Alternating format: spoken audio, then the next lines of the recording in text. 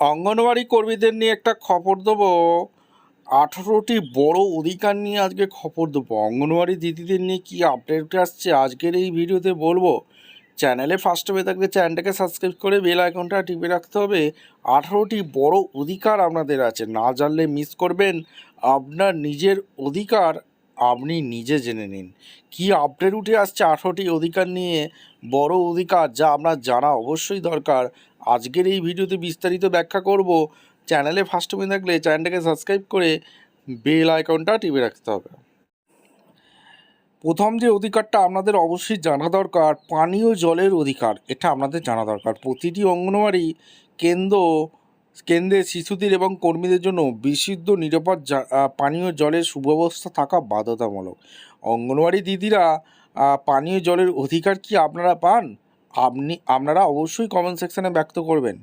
দ্বিতীয় যে অধিকারটা সেটা হচ্ছে সবথেকে গুরুত্বপূর্ণ, টয়লেটের অধিকার। কর্মীদের এবং শিশুদের ব্যবহারের জন্য কেন্দ্রে পরিষ্কার, স্বাস্থ্যসম্মত এবং কার্যকরী টয়লেটের সুবিধা থাকা একটি মৌলিক অধিকারের মধ্যেই আপনাদের পড়ে।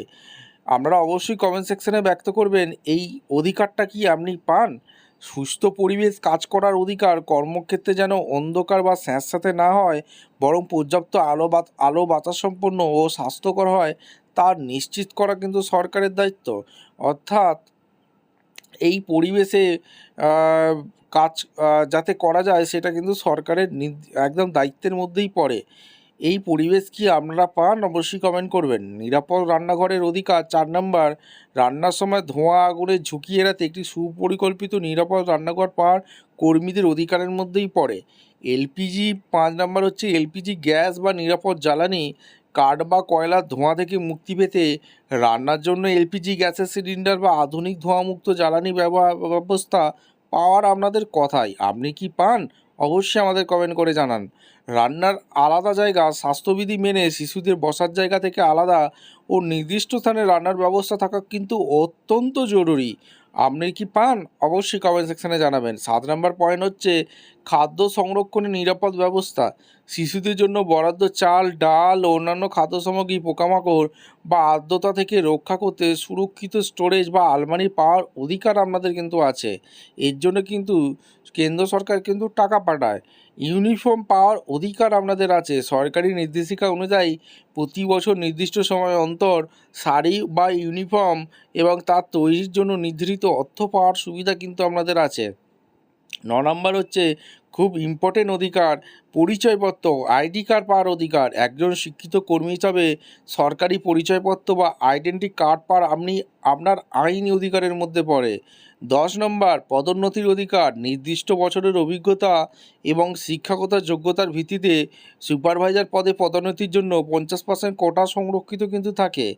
11 নম্বর সরকারি প্রোগ্রামের খরচ, পালস পোলিও বা অন্যান্য সরকারি ডিউটির ক্ষেত্রে যাতায়াত এবং আনুষঙ্গিক কাজের জন্য অতিরিক্ত খরচ বা ভাতা পাওয়ার অধিকার কিন্তু আপনাদের দেওয়া আছে। আপনারা কি পান? অবশ্যই কমেন্ট সেকশানে জানাবেন।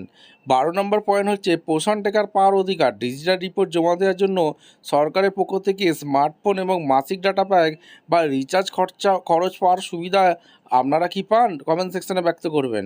13 নম্বর ফার্নিচার কেনার অধিকার। কেন্দ্র পরিচালনার জন্য প্রয়োজনীয় বেঞ্চ, টেবিল, চেয়ার বা আলমারি কেনার জন্য সরকারি ফান্ড বা অনুদান পাওয়ার অধিকার কিন্তু আপনাদের আছে।